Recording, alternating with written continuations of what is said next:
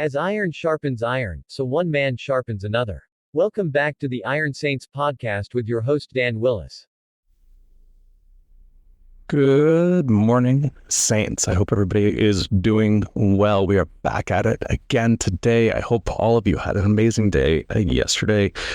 We walked through the Jesus doing the storm last Friday, and then yesterday we walked through Jesus confronting Legion and kind of broke down what that looks like, the power of Christ, and how we're seeing that there are many lessons here that are kind of grouped together on the power of Christ. And today we're going to get kind of the final lesson before we move into Luke 9. So if you guys missed those episodes, feel free to go back and check them out. They're available wherever you might be listening to this.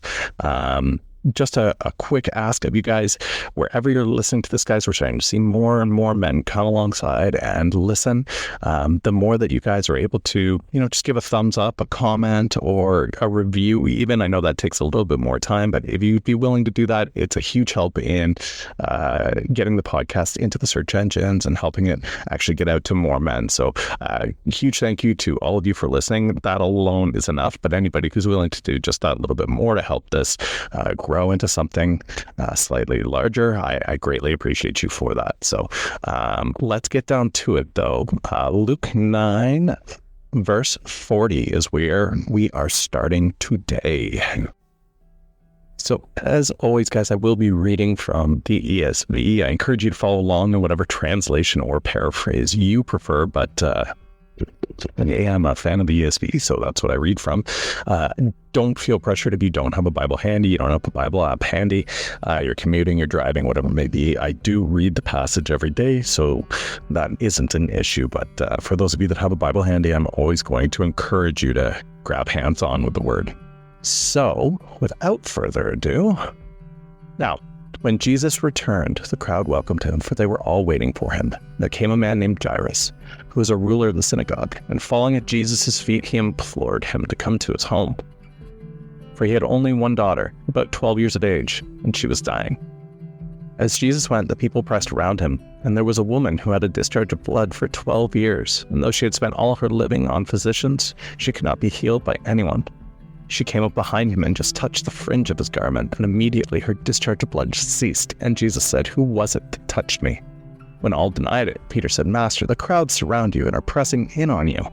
But Jesus said, "Someone touched me, for I perceive that power has gone out from me." And when the woman saw that she was not hidden, she came trembling, and falling down before him, declared in the presence of all the people why she had touched him. And now she had been immediately healed. And he said to her, "Daughter, your faith has made you well. Go in peace." While he was still speaking, someone from the ruler's house came and said, "Your daughter is dead. Do not trouble the teacher anymore." But Jesus, on hearing this, answered him, "Do not fear, only believe, and she will be well." And when he came to the house, he allowed no one to enter with him except Peter, John, and James, and the father and mother of the child. All were weeping and mourning for her, but he said, "Do not weep, for she is not dead but sleeping."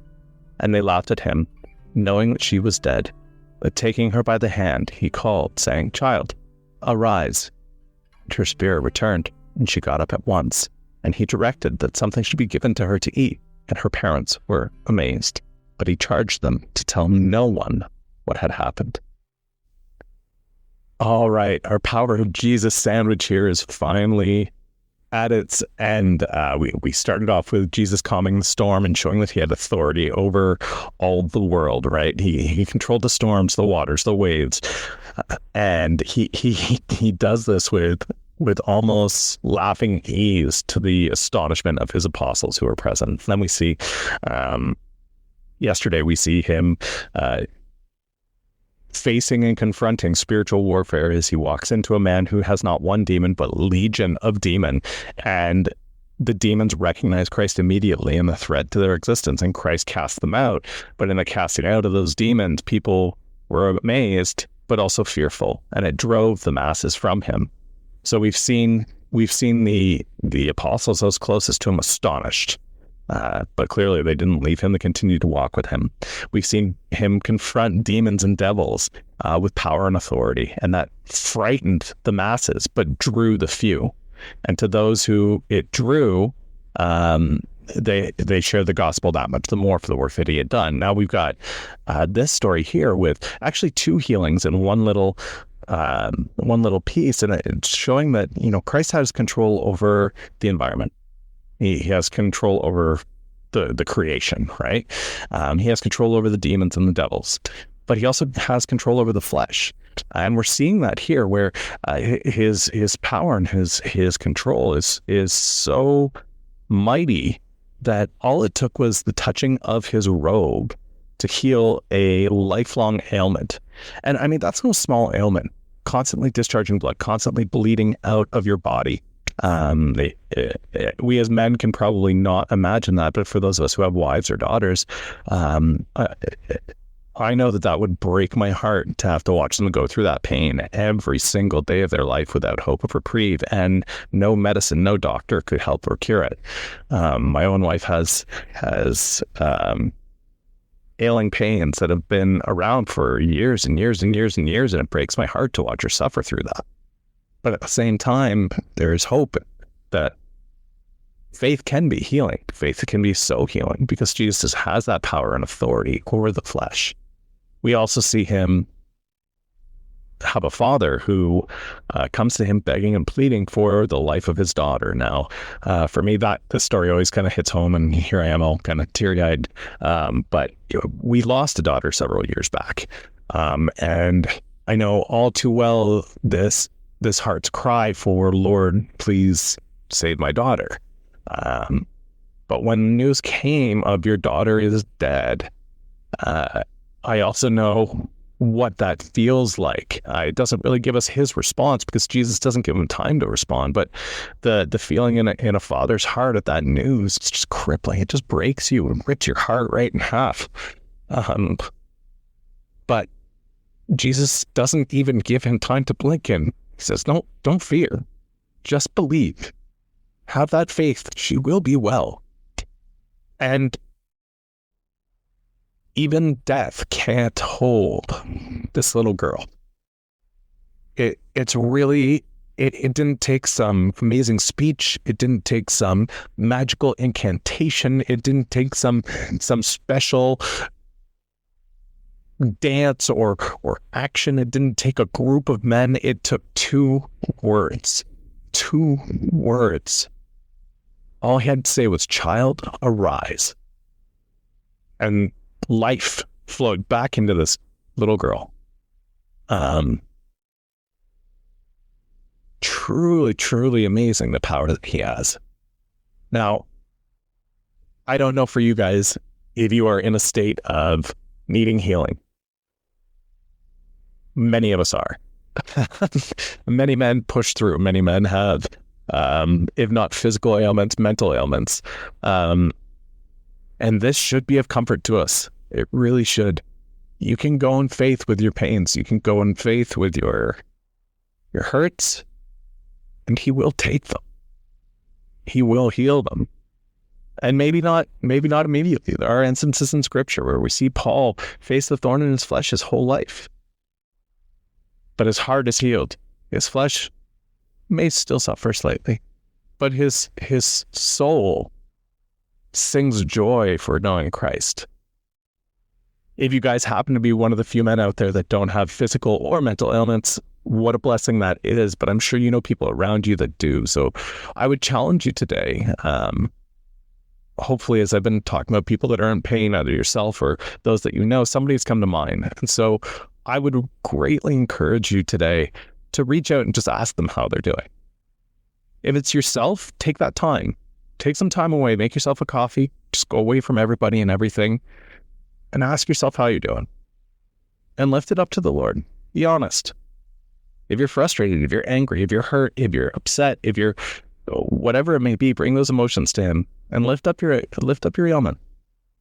There's no promise of immediate healing from on high, but there's a promise of a really deep relationship with Christ if you're constantly bringing it to him. For those that that may be in need of healing, reach out to them. Just somebody recognizing the pain can be a huge, huge thing. But asking if you can pray for them as well can go a long way. Okay. That's it for today, guys. We are going to pray now. As always, guys, When I pray for you guys, it's requests that come from the community. Those requests are requests that I lift up either anonymously or under a pseudonym at the request of the men. I'm never looking to expose the men that have asked for prayer, but I do want to pray for a group of men that have asked for prayer. So we're going to do that today. If you guys do have prayer requests, wherever you happen to be listening to this, you can definitely mention it as well. All the social media links for the program are in the description down below. So feel free to send me prayer requests if you do have them. Reach out on Facebook, reach out on Twitter, reach out on YouTube, any of those platforms, Spotify, and let me know where you guys are at and what you need prayer for. And I would be happy to do that.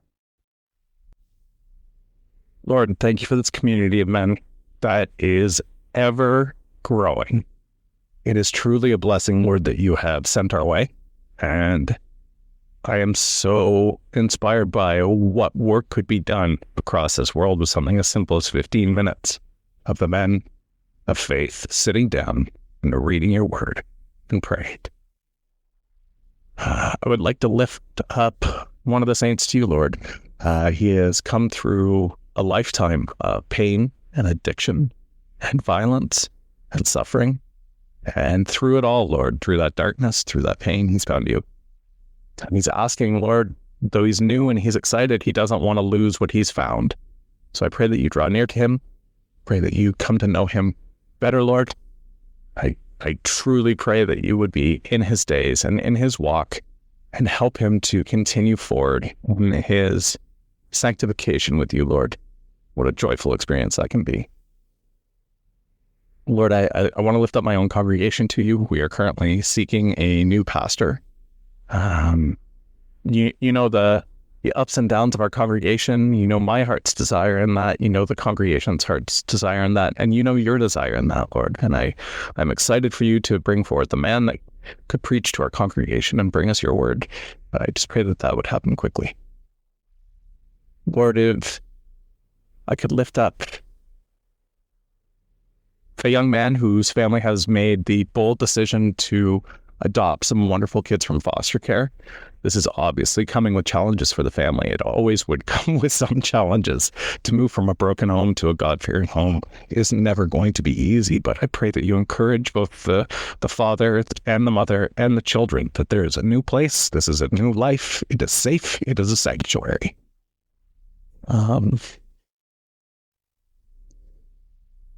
I pray for those who have reached out to their loved ones that are bold and that they seek to evangelize, Lord, that those who do not know Christ in their own families, they do not pause or hesitate to share you and share their word with them. I pray that they would not only be bold and courageous in doing that, they would also be compassionate and kind.